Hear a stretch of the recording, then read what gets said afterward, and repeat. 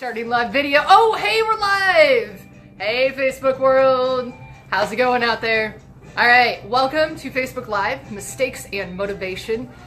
I'm Elizabeth Struess. I am a Reikin artist. I'm a stylist just like you behind the chair, and some of you aren't stylists, but that's okay. So hi to you guys too. And welcome to my humble abode. We're at Eclair Salon today. We made it to the Oprah chairs. I'm so excited. Sure did. And with me I have Abby. I hope you guys are here. Say hello to Abby.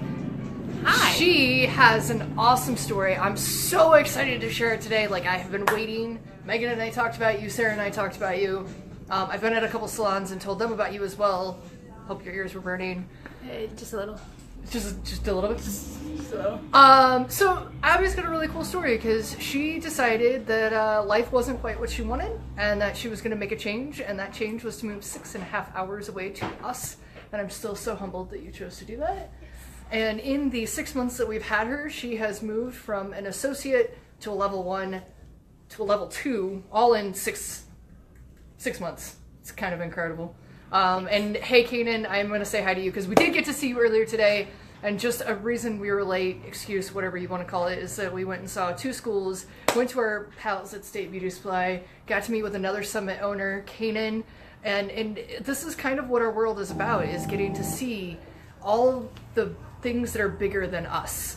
You know, the Summit system works in a lot of ways, and being a part of Reikin and having my Reikin wife be able to help out my team on the fly was kind of awesome today. It was really awesome getting to meet all the students too. Yeah, and we really definitely awesome. had a few blow-ups on our Facebooks from them, which is Sure the power did. of social media. Yes! Thank you for adding me. It made my heart very happy, so. I think they added Very fun. more people added you than they added me. Should I be jealous, guys? Is there something do I have something right here? Somebody need to... All right, back on task. It was the jacket. Smush, back on task. It was the jacket. So anyway, today we just want to share the story. I hope you guys feel that this story speaks to you in a way, or if it speaks to somebody you know, please hit the share button down at the bottom. Abby went through some scary things and she had to make some really tough decisions. So today is going to be about anybody that's looking at maybe making a jump or making a life change, or trying to make a hard decision, but they're just not sure what that decision is, but maybe their gut tells them what it is.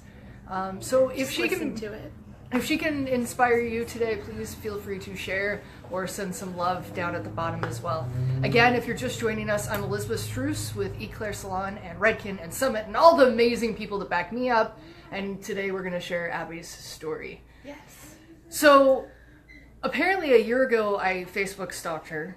I Yep. don't remember, but Yep, she informed like a me year of that. ago in February. I had no idea who she was. I didn't even realize we were Facebook friends.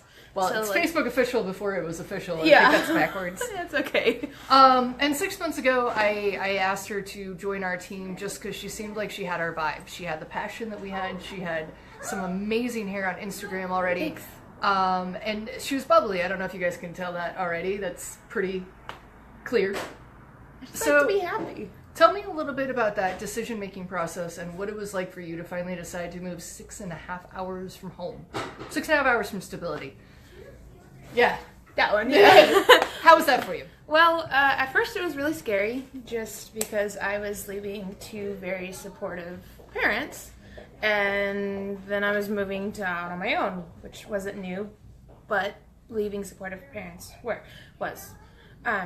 So when I realized that crying in your car every day after your shift isn't normal, and you don't understand why you went into this career and why you don't love it anymore, like you loved it back in school, that was kind of the hit home point to me that something really needed to change. And that's when I came and visited my sister-in-law here and met this lovely woman, and it all happened over a cup of coffee. So I really just was listening to my gut, which is really hard for me at first. It's still a little difficult, but just realizing that, hey, this isn't healthy for myself or for my family or for the previous salon that I was working at, which I have Mar to thank for a lot of this. Thanks, Mar. You're the best. I also have that salon to thank because I needed to experience something before I had this salon to realize that this was home. I'm just going to back up a little bit. So if you're a human being and you're watching right now, I need you to show a little bit of love for all the times that you overthink something, don't trust your gut. Like, I think that's a human thing. So show us a little bit of love if you feel the same way on that one. I am truly a believer of if it's the right path, it all falls into place. If what you're supposed to be doing is the right thing, it will just happen. For example, I actually said no the first couple times to opening the salon. I said it's not the right space. I don't like it. I could never make it, and I could never make it opening a salon. And a few other I can'ts that followed with it. 6 months later, I opened my salon, and here we are 4 years later with people like you, because things just line up. They just happen the way that they're supposed to. So you have a pretty cool story about that as well. Can you share us that part of it? Yes. So the day before I moved, literally the day before I moved here, my car got taken away.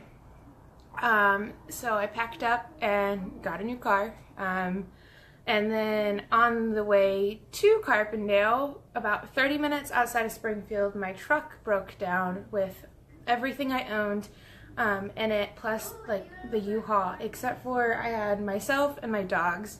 And so by the time I arrived in Carbondale, all I had was my dogs, my apartment key, and my car, which at that point is all I needed. And it took my parents 3.5 hours to get it fixed, and they eventually made their way down with my stuff. So that was interesting. And then a lot of things kind of just, after that big catastrophe, a lot of things just kept falling into place, and that's when I realized, oh, that doesn't matter, I got here. Like, I'm here, that's what matters. A bunch of little failures is kind of what created the motivation for you to be able to take the next step. Oh yeah, it made me want to keep going. Like, I told her I wanted to be a level 2 by my birthday, and we had discussed that I was really close to it, and then I was like, I want to make it by March, and March 1st, level 2. It just March kept 1st, level 2. It just kept me going. Like, I was like, it doesn't matter, let's just keep going. So I think that a lot of times what we see when we are at the point of the truck is broken down, I have $4 in my pocket, which, P.S. guys, I didn't know until she worked for me for 4 months. I had no idea that the woman was that broke when she moved here until 4 months in, because it wasn't anybody else's problem. It wasn't anybody else's fault. She had chosen to move here. She had the drive. That was all that mattered to her. And that was the part that was really inspiring for me, was that sometimes you don't know what other people are going through, even when they work in your own salon company. Kind of how I felt when I found out, just to be really honest. So through all the failures and all the tribulations and all the things, you got to show how much you shine, and you also got to show how quickly you were willing to grow. So you've moved here. We've started you going. You were hands in with me, with my guests, and they loved and adored you, especially people like Emerald, who's stalking us right now. Hi, Emerald. And tell me a little bit about how you were able to grow without the support network that a lot of people have. You didn't have a whole lot of family here. And just so you guys know, the family she has here also works in the salon with us. So it wasn't like she really could pull from them, even though you do Erica's hair. I do. We're mush-mushing. So how were you able to grow a clientele with a $100 average ticket and being able to beat out other rock stars in the salon? Megan and I love you. in retail, just calling you out real quick on that one. Tell us what it was that got you started going on that journey. So a lot of it actually started out with my very first post, just taking a picture of the Eclair wooden sign that we have saying, I'm so excited to be here, I'm excited to be home, I'm excited to meet you guys. And then it kind of got the ball rolling from there. So from there, I would go and realize, wow, I'm actually really happy here, which was a new concept to me. And then the hand massages while your guest process. I got to meet so many amazing people by doing that, and they got to bring their family, their friends to me, which was amazing. And now I get to see some of them as my own guests. So really it just had a lot to do with being able to interact with other guests as an associate, and another way was asking questions on social media. Thanks to David Mason Jones and Dave Kirby, the Summit class we went to.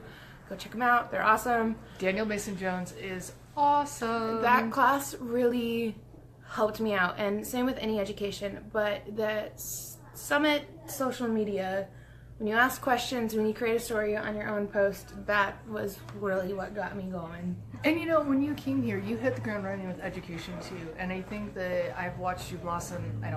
I have watched you blossom. Thanks. Immensely with being able to have that education and that foundation. You know, you've done Color Authority. You're set up for Design Cert for this year. We're talking about Symposium next year. I think they're Chicago. Chicago. We've got so many things going that the inspiration that comes from education is helpful. Social media. Let's touch on that for a second, because you grew so much with your social media, and then you were able to change it again by asking questions. Would you say that the biggest reason you were able to grow is social media in an area where you don't know people? Yes. I feel like, I think social media has helped me way more than I ever thought it was going to, but I also feel like being social in real life with your guest is what pushed me to be actually social on my social media. It's what it's for. It's not just for pictures. So a lot of it has to do with what you hashtag, where you say you're at. Sometimes most of the time I don't even say I'm at Eclair. I say I'm like in Carbondale or at SIU because it hits more people. So just being able to play around with the way Instagram actually works is how I got to get my ball rolling on that. It was really interesting and really cool just to be able to hashtag so many different things and to be able to tag so many different people, and just to play around with, if I tag Redken, this group is going to see me, but if I tag SIU and say I'm in Carbondale, this whole area is going to see me. And I just want to touch on real quick something that's really cool about our salon, and I'm sure there's other salons out there like us, so if there are, please show us love. Share this if you're like this. One of the really cool thing about us is that even if you are my guest, if you can't get in with me, you might choose to see Abby because she's done your shampoo. Or you might choose that so-and-so was talking about needing a hair color and you know Abby's growing. Our guests are amazing at being able to spread the love and take care of us because they want to see us win. And I think that's a dynamic sometimes that we forget as stylists and salons, that our guests are our biggest cheerleaders. Yeah. And I am so grateful on so many levels for all of them, including our Robin. Do you see our Robin? Robin, yes. Yep, she's sitting right there.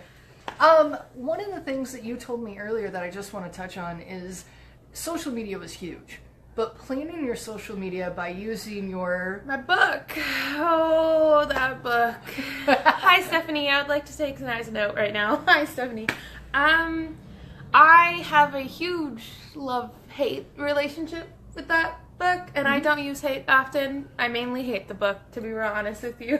But it has helped me grow like so much. It's insane. And I actually have Megan to thank for that. Anytime I've struggled with it, which, to be really honest with you guys, I got to the point where I would cry. If I filled out my book, I would cry because I didn't understand it. Numbers they don't come easily to me. And so anytime that I had struggled, Megan would stop anything she's doing and show me. She would set up an appointment time so we could just go over the book again. And being able to work with her to understand the way the book works, and then hitting the note, like, what was it, October, you scratched out all of my pages because they were so wrong, they were incorrect, and went back over with Megan, and being able to track it properly actually helped me double my numbers in both service and retail and my actual guest count.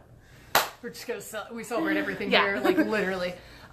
So what I'm gonna paraphrase if that's okay with you. Yeah. What I'm hearing is if you use the book, even if you do it wrong, you're still gonna grow because you're tracking, you're paying attention, you're taking better care of your guests because you know who's coming in that day. Yeah. So I hear a lot of, I can't use the book, it's too hard, it's too much.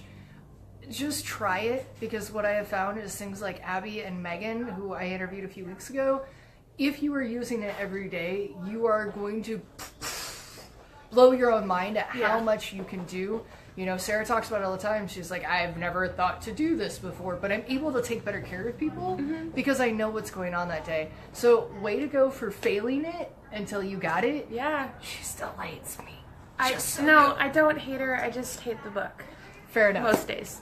I love the book. I really love the book. Stephanie, I'll chat with you another time on what the book is because it's mind-blowing and that will take another 30 minutes on it. But I see you. I do see you. So just to finish up, because we do have to run away, you've got a day to work. I'm sorry I can't give you the day off even though I've ran you around all of Cape Girardeau. It's okay. So what advice would you give anybody that might be on that edge of like, I need to change, I need to do something different, but I'm just so scared? Honestly, if you're already thinking about it that much where you're scared, you've already put in all the work you need to, in meaning in the thought.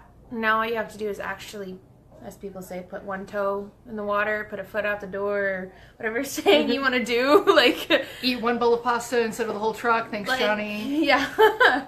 Pasta bites, like bite-sized pieces, you just have to do it because at that point you are actually so scared of nothing and the worst that can happen is you're a day late. You need to get gas later than you need to. Your truck breaks down, but 3 hours later it's okay because you have your dogs. Like, if you're already scared, you already put way too much work into it, and you should just do it. You are obviously passionate about it as it is. I think that's a beautiful, beautiful way to look at it. I know I've lived that a few times in my lifetime as well. So thank you so much for being with me. Welcome. Catch us next week. My pleasure. Catch me next week. We've got another beautiful soul on here, but you have to find me on Facebook for me to actually tell you who it is. Bet it's going to be great. It's going to be awesome. And one last time, if you know anyone that is scared of making that change or trying to make a leap of faith and they are just terrifying themselves, make sure you share this video with them.